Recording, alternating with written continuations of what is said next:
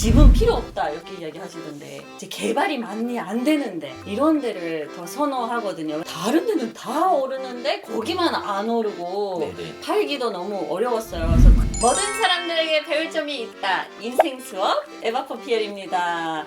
네, 제가요 성공하고 싶거든요. 경제적 자유를 갖고 싶은데 네, 실패하고 있습니다. 그래서 오늘은 멋진 멘토님을 모셨는데요. 네, 자기소개 알겠습니다. 부탁드립니다.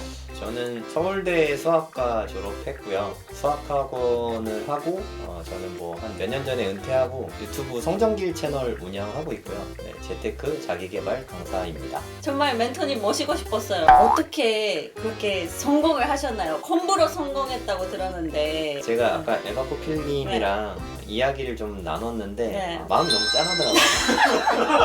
눈물 없이는 들을 수 없는 이야기들을 막 주셔가지고 네. 뭐라도 이렇게 좀 도와드리고 싶다 네. 이런 생각이 좀 많이 들더라고요. 정말 짧은 시간에 인생의 조언을 진짜 많이 해주셨어요. 그리고 제가 상담하는 게 직업이다 보니까 네. 네, 많이 이야기 나눴는데 포필님의 장점은 네. 되게 성실하신 것 같아요. 하지만 좀 단점이 있다면 경제적인 관념이 좀 아쉽다. 네, 그게 좀 제가 느끼기엔 솔직한 제 네, 마음이었어요. 아 좋아요, 좋아요. 예를 들어서 저는 우리 애들이 아빠 나 축구 하고 싶어. 그냥 재미로 해. 아, 축구는 그냥 즐겁게 재미로 하는 거야. 네, 네.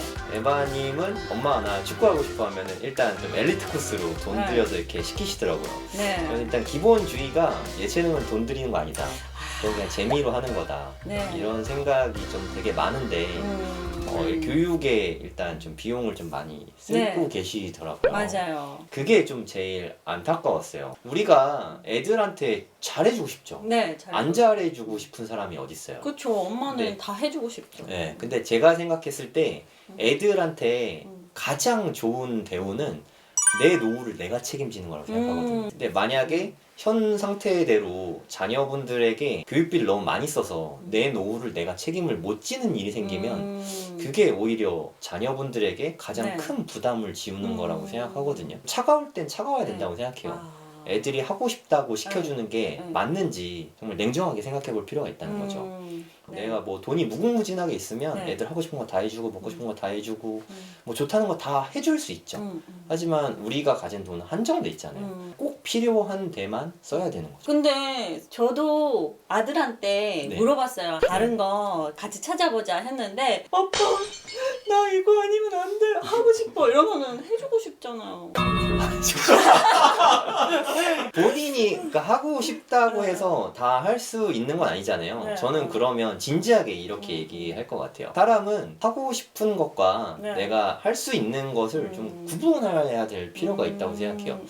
저 뭐 솔직히 연예인 하고 싶거든요. 네. 근데 내가 연예인 하고 싶다고 할 수 있는 게 아니잖아요. 할 수 있어요. 에이, 불가능합니다. 할 수 있습니다. 그러면 막 돈 먹는 괴물이 되는 냉정하게 바라볼 필요가 있다. 축구는 꼭 돈 벌 목적으로 하는 게 아니잖아요. 그쵸, 그쵸. 축구 자체가 재밌잖아요. 네, 네, 그럼 친구들하고 하면 되잖아요. 네. 만약에 축구를 친구들끼리 했는데 네. 그냥 취미로 했는데 학교 전체에서 제일 잘하고 동네 대표가 나가. 그때는 좀 지원을 해주죠. 그런 상황이라면 네, 네. 가능성이 보이니까. 하지만 일단 엘리트 교육을 시켜보고 아니면 말고 이게 진짜 저는 잘못된 선택이라고 생각하거든요. 순서가 틀렸잖아요. 사소한 문제일 수도 있을 수 있겠지만 대부분의 부모님이 좀 사실 많이 그렇거든요. 그쵸, 그쵸. 저 이렇게 사교육하는 사람이거든요. 네. 수학학원 하는 사람이고. 그러네요. 거기서 돈을 벌고 있는데. 네, 그렇죠. 사교육자이고 부자가 되려면 세 가지를 좀 참아야 된다고 생각해요. 네. 첫 번째는 비싼 집, 비싼 집. 네. 네. 비싼 차, 아, 비싼 집도 비싼 차도 저는 없는데. 네. 그리고 세 번째가 네. 비싼 교육비. 그러니까 그러겠어요. 이 세 가지만 좀 잘 참아도 네. 삶이 윤택하다고 생각하거든요. 아. 그러니까 적당한 집에 살고 그냥 뭐 중고차, 싼 차 타고 애들 교육비에 지출을 하지 않으면 사실 궁핍할 일이 별로 없거든요. 근데 네. 내가 셋 중에 하나를 욕심내면 돈 먹는 하마가 돼요. 아, 그렇구나. 그건 진짜 냉정하게 생각해 볼 필요가 있다는 거죠. 제가 강남에서도 수학학원을 하는데 반포에서 하거든요. 네. 그러면 보통 학생 한 명당 보통 한 200만 원 정도 들어가요. 와. 강남의 반포동이면 우리나라의 최고 부촌이거든요. 네. 근데 그 수준으로 지금 교육비를 쓰고 계세요. 그쵸. 네. 저는 학교 학비랑 축구비가 나가니까. 네, 그런 걸 생각해 봤을 때 네.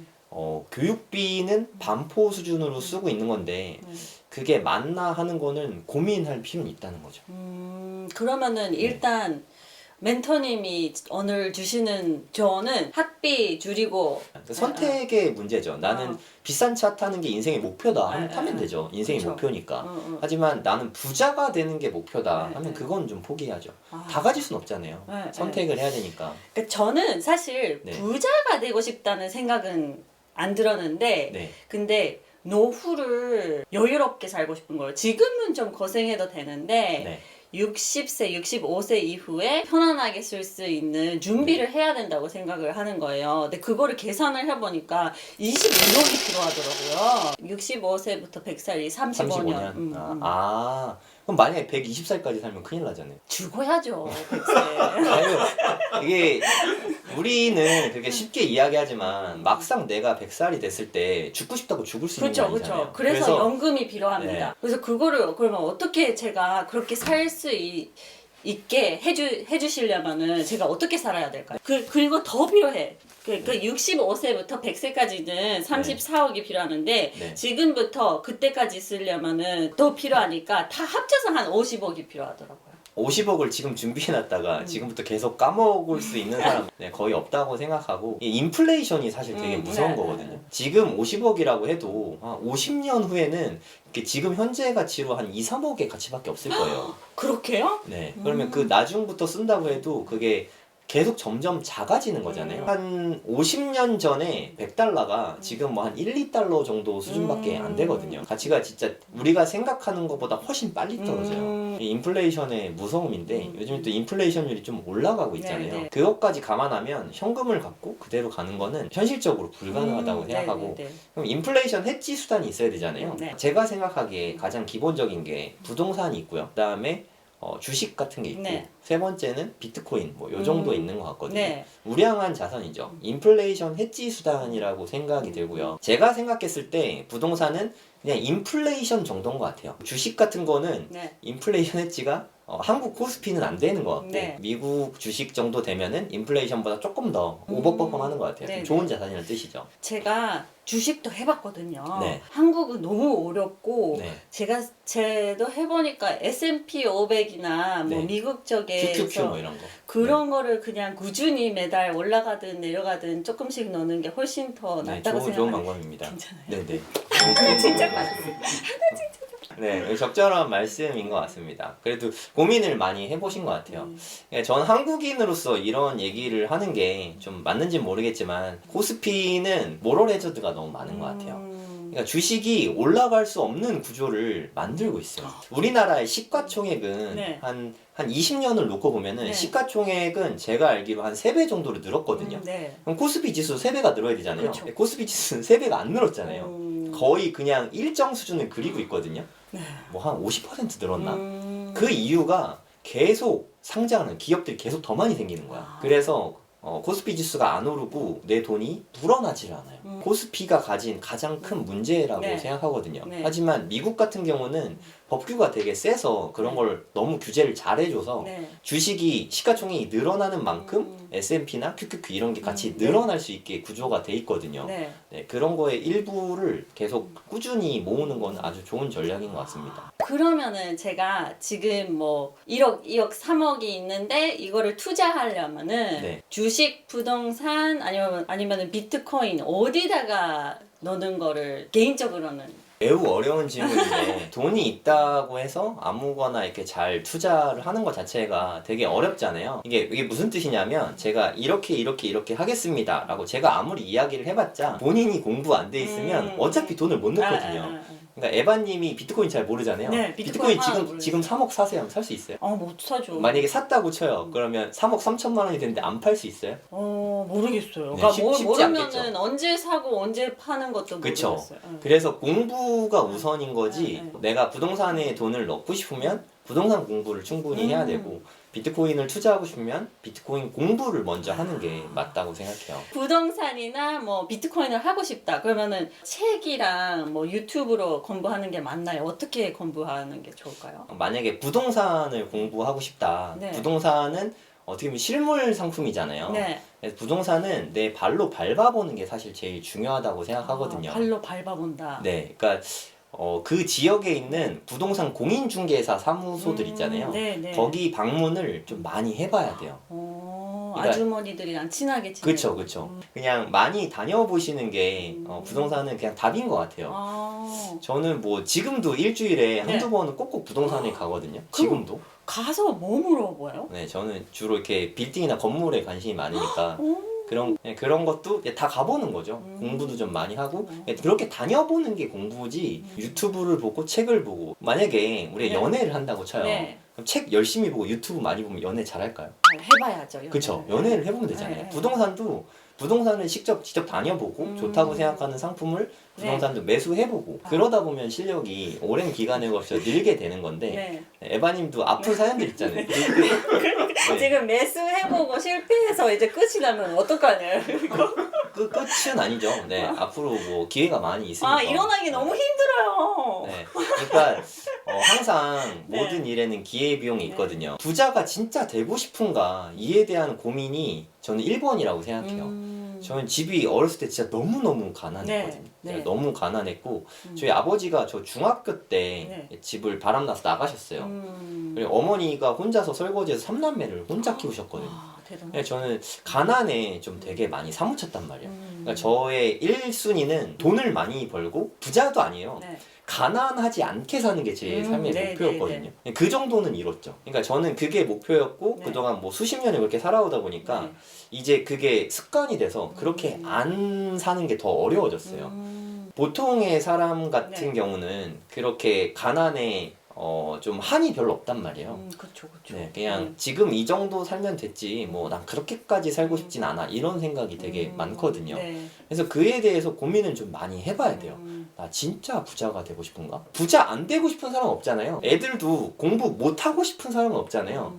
누구나 다 공부 잘하고 싶지만 공부를 잘하려면 하루에 모든 시간을 공부만 해야 되거든요. 공부를 잘하고 싶다면 그냥 부자가 되고 싶다면 지출을 그냥 철저히 통제하고 돈 버는데 그 투자 공부하는데 많은 시간을 쏟아야 되거든요. 이게 너무 당연한 건데 그건 안 하지만 경제적 자유를 얻고 싶어. 환타지죠. 그러면 나가는 돈을 저는 통제를 해야 되고 그리고 공부를 하면서 부딪혀봐야 되고 실천을 해야 된다. 다 알고 계실 것 같아요. 지출도 당연히 제가 통제를 해야 되겠지만 그거보다 삶의 질을 높이려면은 들어오는 돈을 더 많이 확보하는 방법 그리고 그거를 더 크게 만드는 방법 이거에 더 집중을 했던 것 같아요. 그래서 지출 줄이는 거 아들한테 투자하는 거 그런 거를 줄이는 것보다 제가 어떻게 하면 더 돈을 많이 벌 수 있을까 그리고 그거 만약에 그 돈이 생기면은 어떻게 투자를 할까 이런 생각을 먼저 했었던 것 같아요. 네, 그 말씀도 틀린 건 아닌데 그러기에는 지출이 좀 많이 큰 상황이란 말이에요. 그거는 그 금액이 너무 크지 않을 때 이야기인 것 같아요. 사람이 뭐 한 달에 진짜 아무리 많이 버는 사람도 뭐 몇 천만 원 수준인 거잖아요. 진짜 많이 벌어도 더 많이 번다는 얘기는 일종의 사업의 영역으로 넘어갈 것 같거든요. 그러면 뭐 프리랜서를 하든 사업을 하든 기복이 생길 수밖에 없잖아요. 많이 벌 때는 괜찮은데 덜 벌게 될 때는 마이너스가 나잖아요. 이게 진짜 뼈 아프거든요. 그래서 지출을 통제해야 돼요. 그래야지 적게 벌 때도 마이너스가 안 나고 많이 벌 때는 저축을 많이 하고 이렇게 해야 좀 많이 쌓이게 되거든요. 기본적으로 좀 통제가 좀 잘 되어 있어야 되는 것 같아요. 근데 제가 이렇게 말씀드리면 또 오해를 많이 하시는데 우리가 돈을 많이 쓰면 삶의 지수가 높다고 생각하는데 정반대예요. 돈을 안 쓰면 더 훨씬 행복하죠. 행복해요? 스트레스가 훨씬 적으니까. 뭐 예를 들어서 우리 집이 한 달에 생활비랑 뭐 이것저것 다 해서 뭐 한 100만 원이나 200만 원 전부 다 해요. 식대까지. 그러면 내가 200만 원만 벌어도 마이너스가 안 나잖아요. 그러면 심리적으로 멘탈이 흔들릴 일이 있을까요? 아니 없죠. 아예 없죠. 진짜 아예 없거든요. 제가 그렇게 살고 있거든요. 되게 행복해 보이지 않습니까? 행복해 보여요. 삶의 근데 삶의 빌딩이 있어서 행복해 보이는 게 빌딩이 아니야? 없어요.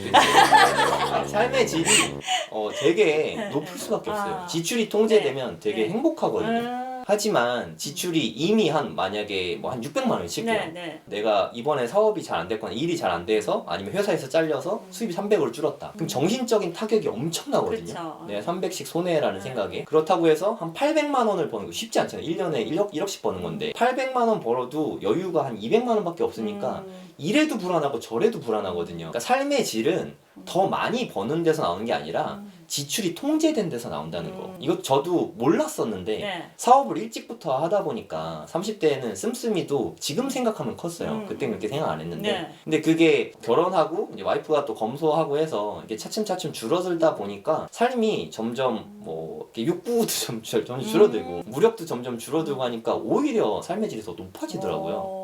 그러니까 와이프님을 잘 만나셨네. 네, 그쵸. 복 받았죠. 그렇게 해서 그러면은 점점 결혼하고 나서 더 그쵸. 재산이 많아지는 거잖아요. 네네. 반대 케이스인데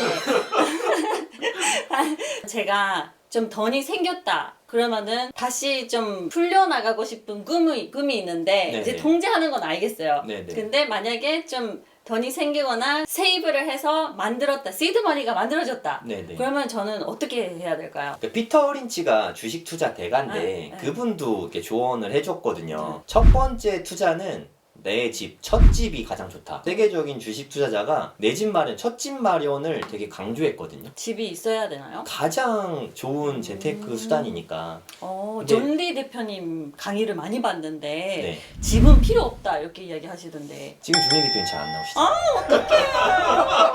뭐 사연이 있지 않을까요? 네. 그러니까 그 피터 린치도 그렇게 이야기할 정도로 그게 정말 저는 중요하다고 생각하거든요. 이게 왜 그러냐면 어느 정도 소득이 생기면 세금 문제가 좀 많이 대두가 되거든요. 자산 증식하는데 세금이 하나도 없는 게 몇 가지인데 지금 뭐 올해까지는 암호화폐도 세금이 하나도 없고 그리고 1주택은 네. 한 12억까지는 비과세가 되거든요. 그리고 레버리지를 많이 일으킬 수 있잖아요. 네, 집이라는 네, 게. 네. 그러니까 대출을 많이 대출을 받을 많이 수 있잖아요. 받았어요. 네. 물론 대출을 너무 많이 받으면 좀 안 좋으니까 네. 이율이 적당한 선에서 뭐 서울 경기권에 저는 대단지 아파트고 역에서 가까운 데는 앞으로도 좋을 거라고 생각하거든요. 그리고 신축에 가까울수록 앞으로 점점 더 좋아질 거라고 생각해요. 제가 부동산도 한국에서 처음 샀던 집이 네. 계속 전세로 살다가 처음으로 샀던 집 아파트였는데 네네. 다른 데는 다 오르는데 거기만 안 오르고 네네. 팔기도 너무 어려웠어요. 그래서 그 상황을 겪고 나서 이제 다시 사기가 너무 무섭기도 하고 또 우리 부모님이 제가 어렸을 때 일본에 계셨는데 버블 붕괴 전에 제일 비쌀 때 집을 2군데를 샀어요. 대출을 엄청 많이 받아서 2군데를 샀는데 붕괴가 된 거예요. 네네. 몇십 년 동안 그걸 갚으셨어요. 그것도 알고 그리고 한국이 이제 일본처럼 된다 이런 말도 있으니까 네네. 집을 사기가 너무 두려운데 멘토님은 그런 걸 걱정 안 하고 이제 투자를 하는 게 맞다. 옥석 가리기는 당연히 필요한 것 같아요. 우리가 하다못해 차 한 대를 사려고 해도 진짜 많이 알아보잖아요. 이것저것 뭐 다 알아보고 마력, 토크 막 이런 것도 보고 연비 이런 거 막 다 체크해보고 디자인 막 따져가면서 산단 말이에요. 차 살 때는.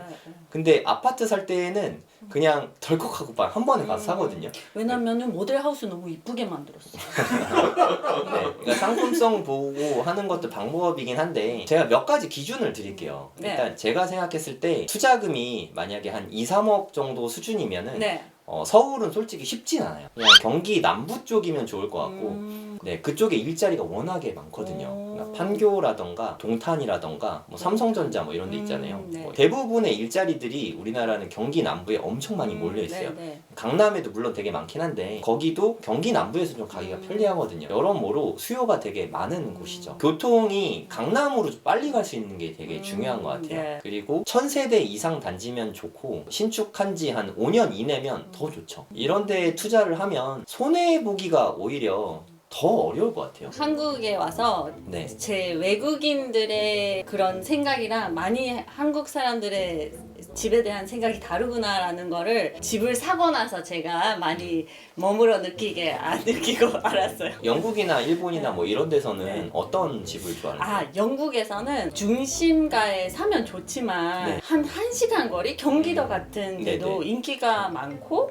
또 인기 많은 데는 자연이 아름답고 네. 이제 개발이 많이 안 되는데 이런 데를 더 선호하거든요. 왜냐면 자연을 즐길 수 있으니까. 네. 그래서 제가 그걸 생각해서 에 집을 샀던 게 이제 모호 지역이니까 개발이 아예 안 된다. 네네. 그래서 거기를 샀는데 완전 잘못된 생각이었던 거죠. 외국 사람들은 그 아까 1300 그 가구 네네. 있는 그런 큰 단지는 더 없어 보이는 거예요. 그렇죠. 할렘가 같은 그런 느낌. 그쵸. 빈민촌. 맞아요. 그래서 그 하나만 있는 데가 더 좋은 거예요. 하나 뭐 아니면 2동, 3동 이렇게 있는 게 훨씬 더 메리트가 있다고 생각하는데 그게 완전 반대인 거잖아요. 네, 우리나라 사람들은 좀 모이기 좋아하는 성향이 있잖아요.